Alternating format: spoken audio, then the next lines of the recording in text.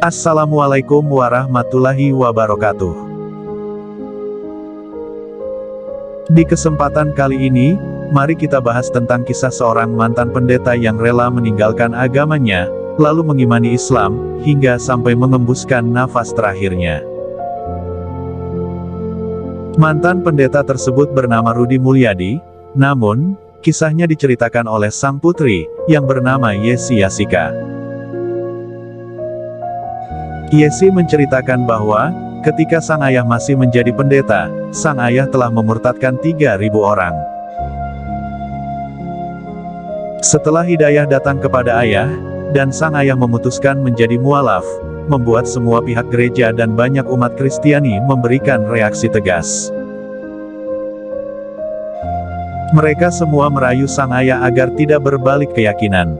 Dan mereka juga meminta penjelasan, mengapa sang ayah memutuskan pindah agama. Ayah saya kan, mantan pendeta, pas memutuskan masuk Islam, banyak sekali pihak-pihak gereja yang meminta penjelasan ayah. Bisa dikatakan mereka meminta ayah untuk mengkonfirmasi kenapa ayah saya itu bisa memeluk agama Islam, kata Yesi. Dan Yesi menambahkan lagi, pihak gereja langsung heboh ketika mengetahui berita kalau sang ayah memutuskan menjadi mualaf. Suatu hari, pernah ada beberapa pendeta yang datang ke rumah, kami semua menjadi panik, karena takut terjadi apa-apa terhadap ayah, ataupun sebaliknya, terjadi hal-hal yang tidak kami inginkan. Akan tetapi, syukur alhamdulillah, pada saat itu, saya melihat ayah saya tenang, santai, dan tenang-tenang saja, imbuhnya.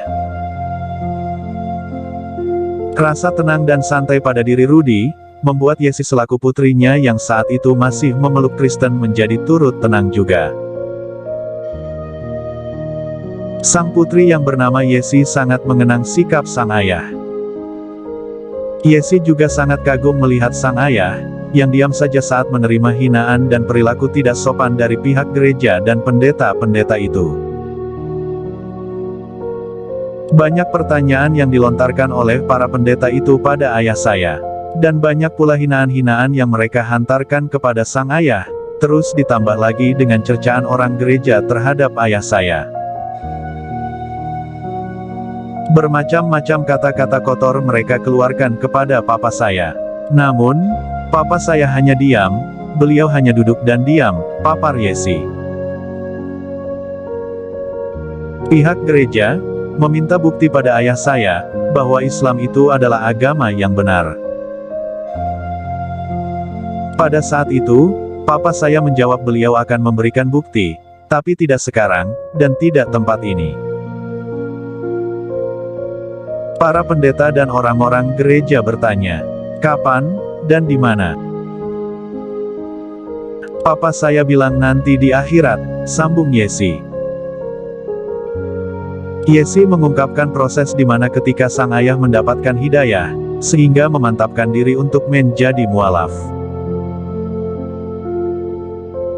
Yesi menceritakan, awal mula ketika ayahnya mendapatkan hidayah, saat itu berawal ketika papa sedang melakukan proses memurtadkan satu keluarga muslim. Beliau, Rudy, mau memurtadkan satu keluarga muslim. Keluarga itu, bernama Pak Abdullah. Saat itu papa ke rumahnya Pak Abdullah, mau mencopot semua atribut-atribut Islam di rumahnya.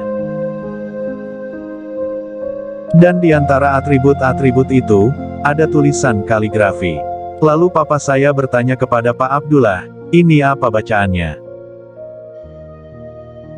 Pak Abdullah menjawab, ini kesaksian kami umat Islam. Lalu papa saya bertanya lagi, ini apa tulisannya? Dan Pak Abdullah pun membacakan tulisan itu. Asyhadu alla ilaha illallah, wa asyhadu anna Muhammadar Rasulullah. Lalu Rudy menanyakan apa arti dari bacaan syahadat tersebut. Pak Abdullah pun menjelaskan arti dari kalimat itu. Setelah Rudy mendengarnya, terus Rudy meminta Pak Abdullah untuk segera mencopot kaligrafi tersebut dari rumahnya. Ketika dalam perjalanan pulang, datang satu bisikan di telinga papa saya, beliau terngiang-ngiang terus kalimat syahadat itu, hingga sampai ke rumah, mau makan, mau minum, selalu teringat kalimat itu, hingga 3 bulan. Beliau kepikiran juga, apakah beliau kerasukan setan Arab, akan tetapi, beliau langsung berpikir, kenapa nggak langsung cari tahu siapa Allah itu, dan siapa Nabi Muhammad itu, lanjut Yesi.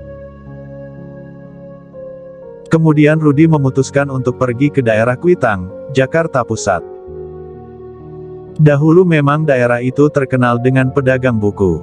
Kemudian Rudi melihat, ada sebuah buku yang berjudul, Kehidupan Setelah Kematian.